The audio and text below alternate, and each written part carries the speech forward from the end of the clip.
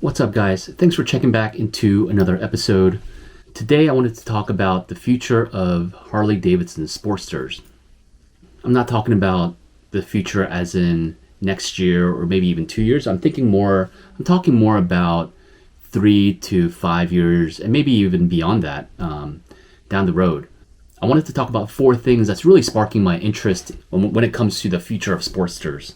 So, without further ado, let's get right into it. And I'm going to throw up a clip again of me riding with my boys down to Frederick. So the first one that I wanted to mention is in Europe, the Sportster line is being completely cut because of the Euro 5 emission. And they're coming out with the Custom 1250 or the 1250 Custom to replace the Sportster line. I'm going to throw up a pic of the 1250 Custom. Looks like a pretty cool bike. If you ask me, I think it looks really similar to the Indian Scout Bobber.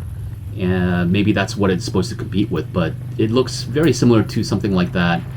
Time will tell how it performs in the European market. If you were to ask me, if I was a fan of the Sportster and I was in the market to buy a Sportster in the next few months, I'd be a little upset, and I'd probably go look at the used market for a Sportster. The new 1250 Custom probably wouldn't interest me just because it has a very different look. Yeah, maybe you can see a few similarities here and there, but it's an entirely different motorcycle. It's not air cooled. It doesn't have the slim lines like the Sportster does, and I'm guessing it's not going to have that classic potato sound from the Sportsters that you get. So, and like if you saw my previous videos, those are like iconic things that Sportster represents.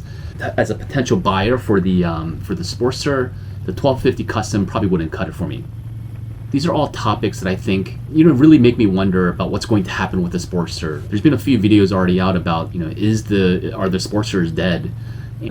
I'm going to make a guess that there's probably a lot of Harley enthusiasts, Sportster enthusiasts that really love and cherish the Sportster bikes, and there's probably a lot of customers that were waiting to get their hands on one, maybe a brand new one, a 2021 model, but now they're going to be, if they really want to stick with the Sportster, they're going to have to look at the used market. That's a loss in potential sales right there. It's almost a self-fulfilling prophecy, right? Like you produce less Sportsters, and therefore the sales decline, or there's less enthusiasm to keep building Sportsters, just because there's declining sales obviously from Europe and as a whole, right? So there's probably less and less investments in R&D going to Sportsters. I can kind of all see it just spiraling to where like the Sportsters have very little sales and very little HD support. So that's the first thing that I wanted to talk about. That's a real bummer. Like I said, if I was in the market for a Sportster, I'm probably going to the used market at this point. The second topic that I wanted to explore is just around like the Rewire strategy. If you guys have kept up with Harley Davidson news, you've seen that new CEO, I forget his name, whatever it is, but he's going to cut like 30% of the models, slim everything down, trim the fat, and they're just going to focus on the core motorcycles that really sell. There hasn't been any news about what that means, but we've already seen what happened to the Bronx. It was a street fight. It was a naked bike that was supposed to release, but that got cut. And so I'm just wondering, what that means for the Sportster lineup. There's already 4 different models of Sportsters, and in the street category, which the Sportsters are under, that's 6 bikes. So if you take 30% of that, that's about 2 bikes, give or take. So wondering if they're going to streamline the Sportsters, maybe offer 2 different Sportsters. But I do think something is going to happen, maybe not next year, but maybe 2 years, 3 years from now, where they really evaluate their strategy with Sportster lineup, whether it needs to get cut or whether it needs to be trimmed down. So that makes me a little anxious, just knowing that there's already plans to trim everything down, and it makes me wonder what's going to happen with the Sportster lineup. And that leads me to my third topic that I want to explore again, is just along with the Rewire strategy, the Sportster just hasn't been updated for a very long time. When I was looking at Sportsters, I saw very little difference between a brand new 2020 model versus like a 2016 model, which is what I have. Aside from a few things like the decal on the tank, everything else was pretty much exactly the same. I chose to go with a used Iron 883, had 600 miles at the time, and so I thought that was a good bargain. I got it for a great price, and it was essentially new. only 600 miles, and it already had the first Harley Davidson service. So that really stuck out to me. Like when I was looking at the used market, I was trying to research, okay, what updates did they make from between 2010 and 20 like current, and there wasn't a whole lot, not that I could find. Why would I pay top dollar for a brand new motorcycle when I could just get a used one?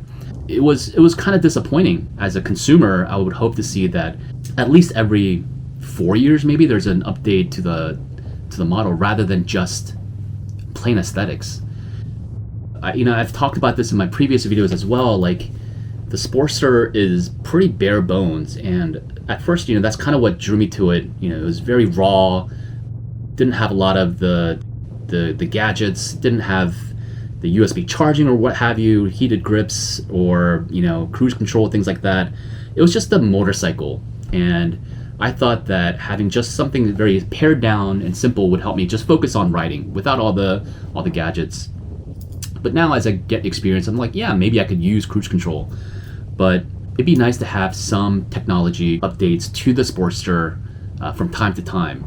Consumers that don't have Harley Davidson loyalty, they're going to start comparing bikes from Triumph, from Indian to Harley, and they're going to see like, okay, I'm paying this much, basically the same amount, let's say $10,000, and while I can get a Harley for that has these minimal features, I can get an Indian motorcycle that has like a lot more features. For the most part, they're both American brand they're both American brands. Why wouldn't you? Unless you know right off the bat that you're going to go for a Harley Davidson, there's chances are like, a lot of consumers will be swayed. And I think that's going to eventually hurt the bottom line, the profitability for Harley Davidson. Just that you haven't seen any updates. It's the same engine, it's the same thing over and over again. How do you create excitement around a product like that you just return? You're just recycling. I would definitely like to see some updates, some modernizations to the Sportster line, but the lack of updates and the lack of modernization to the Sportster, I think, is going to hurt Sportsters. And could be wrong. Again, like hopefully this is just a discussion between you and me. Like I'm not an expert. I'm just a Harley enthusiast. I own a Sportster. I'm just a regular Joe Schmo. I admit I'm just a regular consumer, and even for me, it's very plain to see that Harley Davidson, they seem lazy. While I'm still brand loyal at this point to Harley Davidson, like it was a very fine line where I was between a Triumph bobber block and a Sportster. The Sportster won out just because all my buddies had Harley Davidsons, and like that kind of drew me in, and so that's kind of what won me over. But it was a very narrow margin. The last point that I wanted to talk about is just the competition, and it's sort of related to my third point about the lack of updates or lack of technology on the Sportsters. But there's a lot of competition that's heating up for that mid-weight cruiser line. Honda just released their Rebel 1100, and that's kind of exactly what I'm talking about in terms of updates. Yeah, it's the same look, but they updated LEDs. Talking about LEDs, like Harley, can we update all the bikes with LEDs? It's not that hard. Anyways, the Rebel 1100 has, different riding modes. They even have like wheelie control. Like anybody's gonna wheelie on a Rebel. That would just be wild to see somebody trying to wheelie on a Rebel.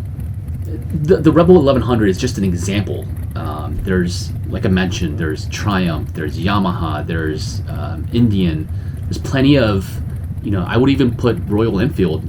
That also kind of had sparked my interest at some point when I was first purchasing my motorcycle. But like, there's a lot of competition that's heating up, and it seems to me like from an outsider looking in that Harley just seems to be complacent, and they're for lack of better words, lazy about the things that their consumers want to see. And so that's really disappointing. And like, I don't want to see the Sportster line die, of course, but all these things together, man, I'm starting to piece all these things. Like, okay, there's stuff happening in Europe. There's barely any updates to the Sportster line from where I can see in the last 10, 15 years. Meanwhile, like a lot of these other brands are making splashes with different models or updates to their current models. Meanwhile, like Harley just, when you look at a Sportster, it's the same thing, just repackaged or just with a different bow on it, right? So that makes me sad. Like, I think the Sportster has such rich history.